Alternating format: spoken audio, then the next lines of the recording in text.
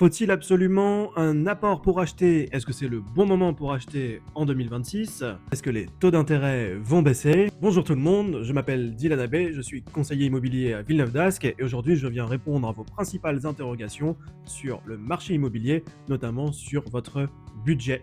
Installez-vous, on est parti pour les 5 questions autour du budget et du financement. Et allez, on est parti!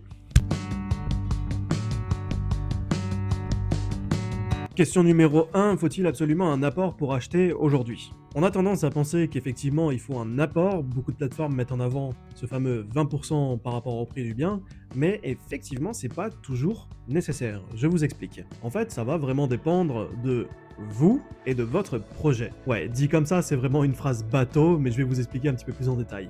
En fait, l'apport, il y a vraiment deux enjeux dessus.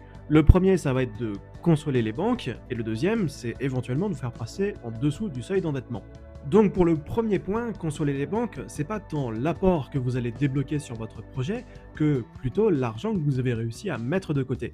L'idée principale pour une banque, c'est de lui démontrer que vous avez réussi à placer de l'argent dans votre situation tout au long de ces derniers mois, voire dernières années, et que ça constitue une belle enveloppe. Ça, c'est plutôt rassurant pour des banques, et c'est même plutôt généralement un produit d'appel par rapport à leur livret. Maintenant, ce qu'il en est pour le taux d'endettement. Donc, à ce stade, quand vous achetez un bien immobilier, vous avez le prix du bien, vous avez les honoraires d'agence si vous êtes passé par une agence, et vous avez les frais de notaire, parce que ça, a priori, on n'a pas le choix. Quand on regroupe l'ensemble de ces frais, généralement, il est plutôt intéressant de pouvoir financer les honoraires de l'agence et les frais de notaire, parce que ce sont des frais qui ne sont pas liés directement à la maison.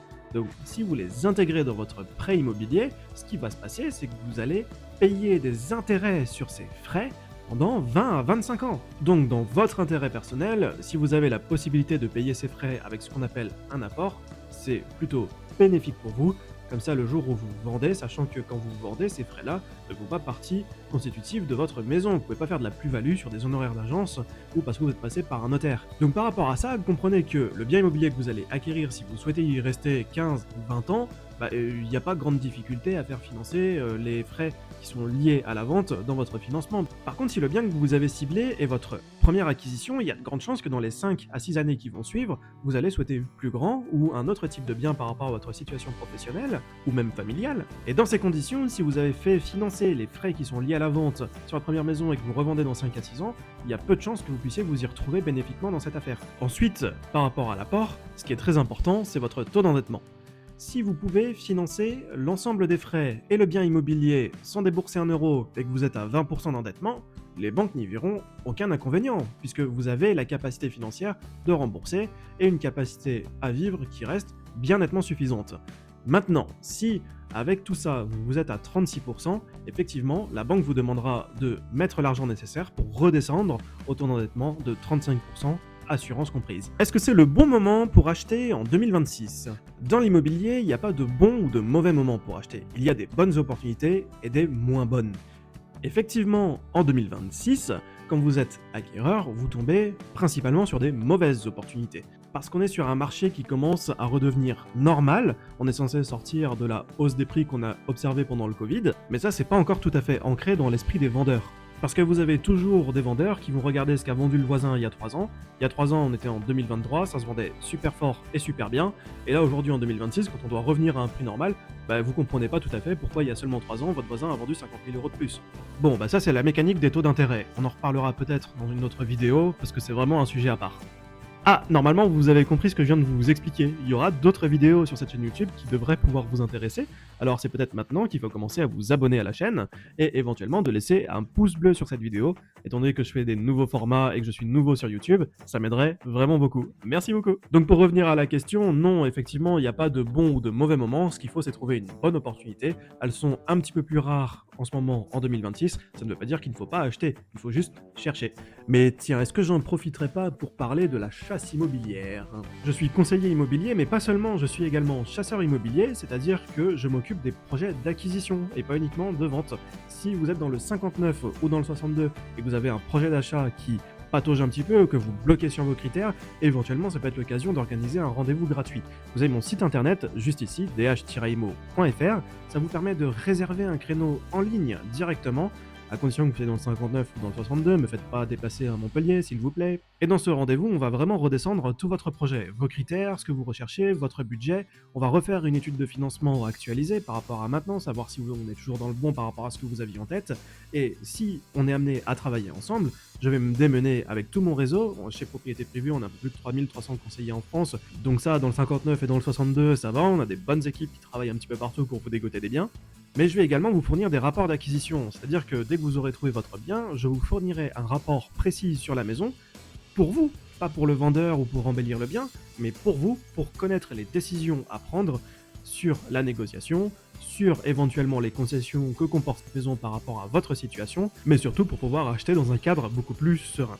Donc voilà, 59 ou 62, le lien est juste ici. N'hésitez pas, je suis à votre disposition. Ah, celle-là, on me la pose tout le temps. Est-ce que les taux d'intérêt vont baisser? Alors, 1, je suis conseiller immobilier, pas financier. 2, je suis conseiller immobilier, et pas Madame Myrma. Bon, ok, j'ironise peut-être un petit peu la question, mais effectivement, concrètement, ce qui est demandé ici n'est pas tout à fait prévisible. Nous, ce qu'on sait voir, c'est à court terme, c'est-à-dire dans les prochains mois, comment ça va évoluer. Pourquoi est-ce qu'on sait ça? Parce qu'à court terme, les marchés financiers sont assez lisibles. On a un contexte, par exemple, au moment où je tourne cette vidéo géopolitique qui est assez instable, on sait techniquement qu'il va y avoir une petite hausse des intérêts et on sait à peu près combien. Et l'intérêt de tout ça, c'est qu'au moment où on va faire une offre pour un bien, on soit en capacité de savoir, dans 2 mois, quand le financement sera débloqué pour un acquéreur, combien ça lui coûtera et est-ce qu'il sera capable de payer à ce moment-là.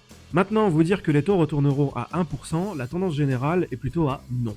Parce que concrètement, c'était une bulle, une petite bulle qu'on n'a jamais connue dans l'histoire de l'immobilier, et a priori qu'on connaîtra plus, c'était issu de pas mal de décisions politiques et géopolitiques, et le facteur du Covid.